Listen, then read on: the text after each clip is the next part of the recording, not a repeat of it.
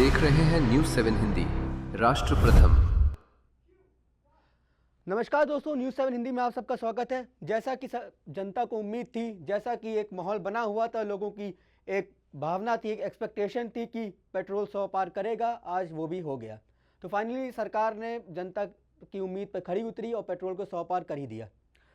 आगे इस विषय में जानने के लिए हमारे साथ बने हुए हैं doctor Santosh Kumar, associate professor, international relation expert. Sir sir शुरुआत करने से पहले मैं आपको एक छोटे से आंकड़े देना चाहूँगा।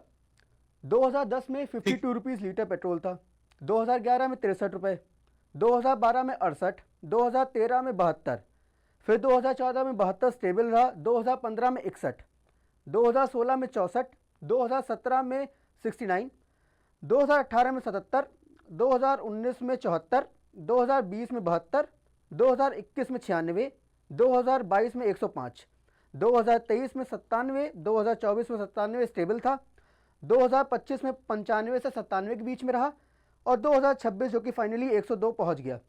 तो सर क्या फैक्टर्स हैं जो इतनी इनस्टेबिलिटी है पेट्रोल में कि ये एकदम से या तो नीचे आ जाता है या तो एकदम से ऊपर जाता है? Over to you sir.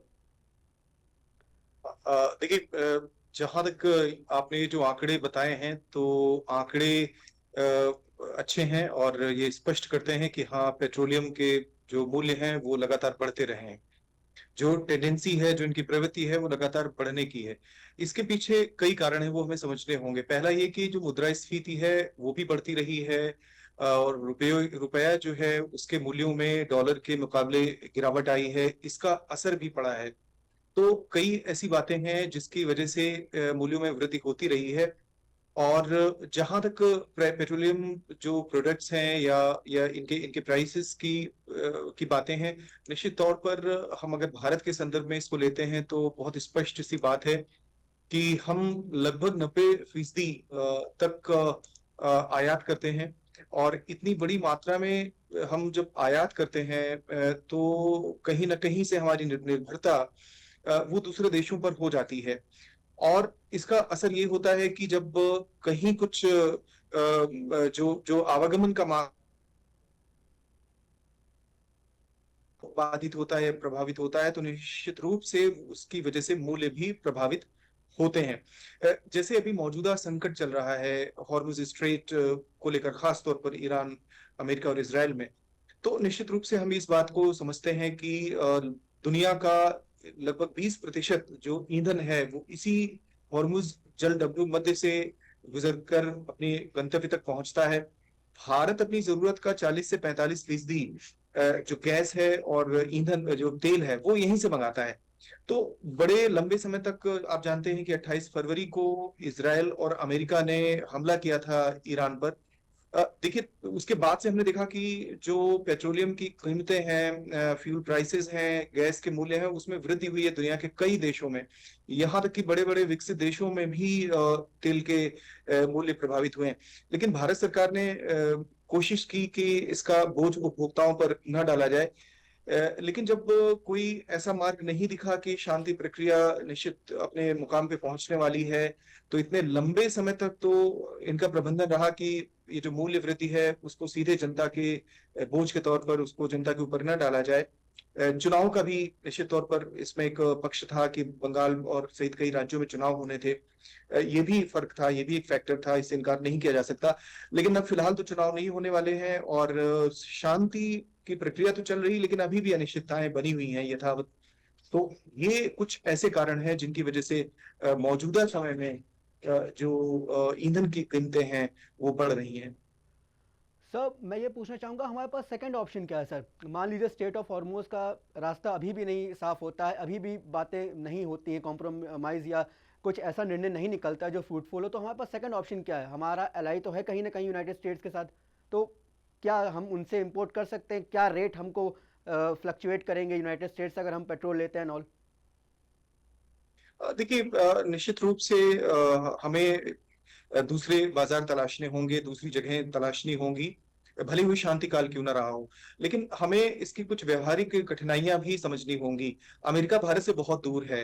अगर हम भारत आयात करता है बहुत बड़ी मात्रा में तेल अमेरिका से, तो उसका खर्च बढ़ जाएगा। अगर हम हॉर्मुज स्ट्रेट की बात करें, ये जो पश्चिम एशिया है, मध्य एशिया का क्षेत्र, ये भारत के समीपस्थ है और दुनिया के जो बड़े तेल पॉकेट्स हैं वो उत्तरी अफ्रीका में है, मध्य पूर्व में है और दक्षिण अमेरिका में है। तो कहीं ना कहीं से भारत के लिए सुविधाजनक रहा है।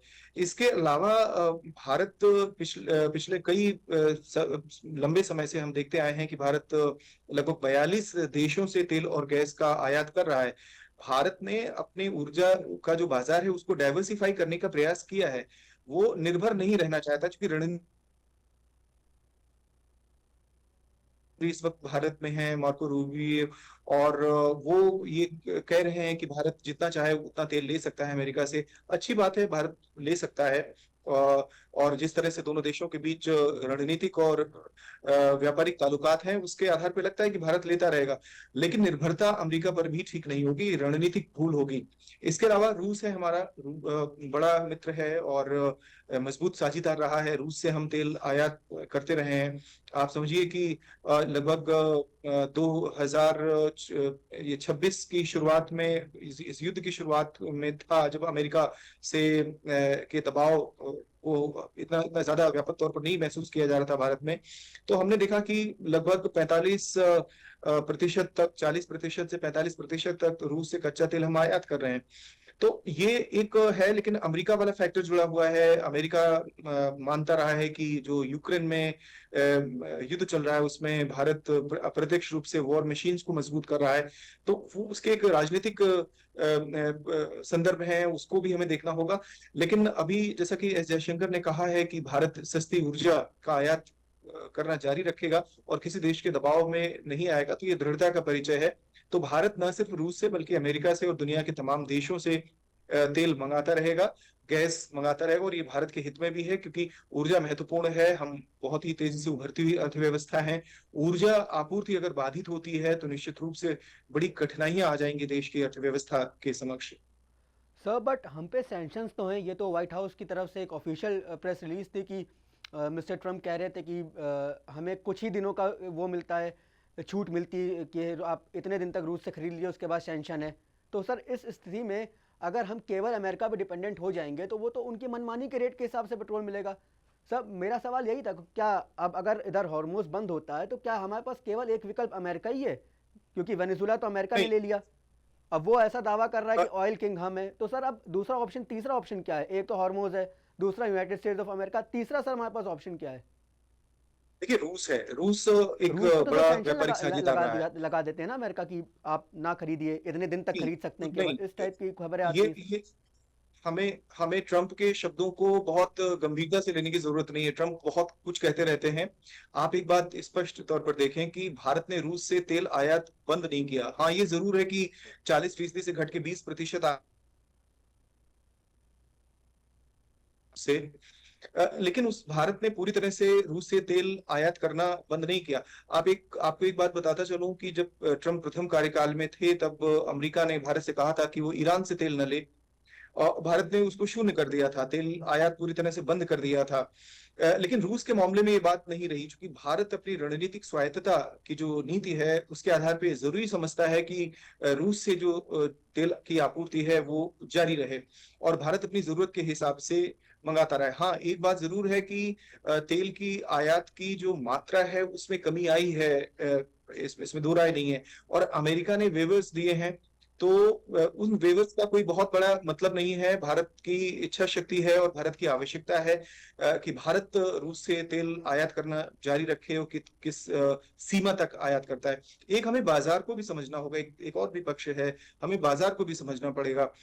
अमेरिका का तेल उत्पादन इतना नहीं है कि वो मध्य पूर्व में मध्य पूर्व के जो तेल संयंत्र हैं वो अपना तेल उत्पादन न कर पाए और हॉर्मुज से जो तेल है वो बाधित रहे, तेल की आपूर्ति दुनिया के अनेक देशों में, और अमेरिका अकेले तेल आपूर्ति कर सकता है। तो ये बात ठीक नहीं है। ये अमेरिका की जो ऑयल रिफाइनरीज हैं उनमें इतनी क्षमता नहीं है तेल परिशोधनशालाओं में कि वो विकल्प बन सके मध्य पूर्व जैसे क्षेत्र का। इसके अलावा जो वेनेजुएला की अगर आपने जिक्र किया था, वेनेजुएला पर अमेरिका का नियंत्रण है और हम सभी जानते हैं कि अपने अभियान में, मागा अभियान में ट्रंप ने वेनेजुएला को टारगेट किया और मादुरो को वो आधी रात में उठा ले गए थे। काराकास से। उसके बाद से जो चर्चा है बाजार में वो इस तरह से थी कि अमेरिका वेनेजुएला के तेल का इस्तेमाल करेगा, लेकिन वेनेजुएला में तेल तो है, बहुत ज्यादा तेल है, बहुत बड़े भंडार हैं। कहा यहाँ तक जा रहा है कि अमेरिका को अगले 1000 साल तक तेल की चिंता करने की जरूरत नहीं है। लेकिन जो इंफ्रास्ट्रक्चर है, जो संरचना चाहिए, जो ढांचा चाहिए, जो तेल में कम से कम 8 से 10 साल का समय लग सकता है। तो ऐसी स्थिति नहीं है कि तत्काल वेनेजुएला से तेल आपूर्ति बिल्कुल मध्य पूर्व का या रूस का एक विकल्प बन जाए। इसीलिए भारत ने समझदारी से और बहुत ही स्मार्ट तरीके से अपना तेल आपूर्ति का प्रबंधन किया हुआ है। और आप देखें कि 40 से 42 देशों से भारत तेल और गैस मंगा रहा है, ताकि जो भारत के बाजार में तेल की और गैस की ये ईंधनों की जो आपूर्ति है वो अप्रभावित रहे। भले थोड़े बहुत असरात हों, थोड़े बहुत प्रभाव हों जो देखने को मिल रहे हैं। पिछले कई हफ्ते से हमने देखा है कि तेल की कीमतों में थोड़ी थोड़ी करके वृद्धि हुई है, भारत में सरकार ने की हुई है, लेकिन अभी भी ये उसकी तुलना में काफी कम है। जैसा कि अन्य देशों में, हम पाकिस्तान की बात करें, वहां 400 के ऊपर पेट्रोल है, तो बहुत तेजी से मूल्यों में वृद्धि हुई है बाकी तमाम देशों में। तो ये एक उचित और सूझबूझ वाला कदम इसको कहा जाएगा कि हम न सिर्फ अन्य विकल्पों की तलाश करें बाकी बल्कि जो डाइवर्सिफाई करना है तेल आपूर्ति के जो स्रोत हैं उसको भी हम जारी रखे हुए हैं। सर, मेरा तीसरा सवाल आपसे ये कि ये जो प्राइस डिसाइडिंग फैक्टर्स होते हैं ये किन पर निर्भर करते हैं? कौन कौन से फैक्टर्स में प्राइस डिसाइड करते हैं? कभी आप देखेंगे 103, कभी आप देखेंगे अचानक से 3 रुपये स्लिप कर गया, कभी 3 रुपये बढ़ गया। अभी आप 11 दिन से देख रहे हैं कि पैसों पैसों में बढ़ रहा था, जो कि अब जाके 100 पार कर गया। तो सर, कौन से फैक्टर्स हैं जो प्राइस डिसाइड करते हैं? दूसरा सर, इसी सवाल का दूसरा अंश ये है कि आप देखते हैं सर, हर स्टेट में थोड़े थोड़े अलग अलग प्राइस रहते हैं। हो सकता है यहाँ 101, 102 हो, महाराष्ट्र में 103 हो, केरल में कुछ हो, पंजाब में कुछ हो। तो सर, ये किन फैक्टर्स पे स्टेट प्राइसिंग और सेंट्रल प्राइसिंग किस चीज़ों पर डिफर करती है और निर्भर करती है सर?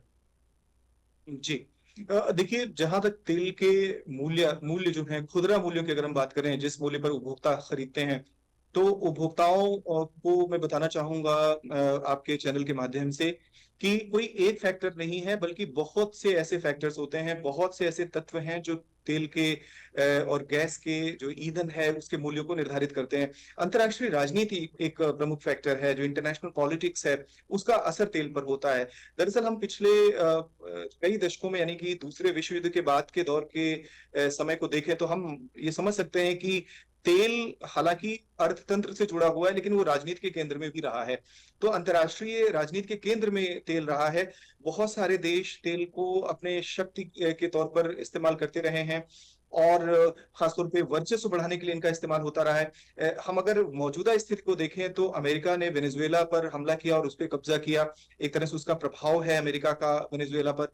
तो वेनेजुएला पर अमेरिका का बहुत अधिक प्रभाव है। अगर वेनेजुएला स्वतंत्र है तो एक तरह से वो औपचारिक रूप से ही संप्रभु है।